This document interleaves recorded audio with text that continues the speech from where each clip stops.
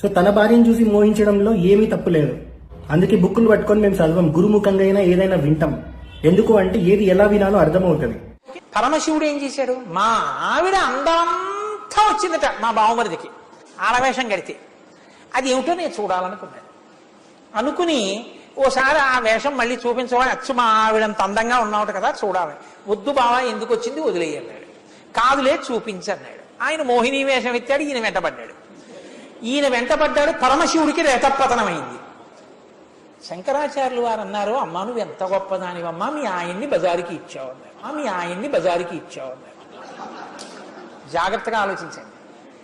విష్ణుమూర్తికి అంత సౌందర్యం ఇస్తే మోహిని స్వరూపంలో ఆయన ఉంటే పరమశివుడు యొక్క మనసు క్షోభించిపోయి ఆయన వెంటబడ్డాడు. మోహిని వెంట రేతపతనం అయింది. పరస్త్రీ కోసం పరిగెత్తి రేతపతనం చేసుకున్నవా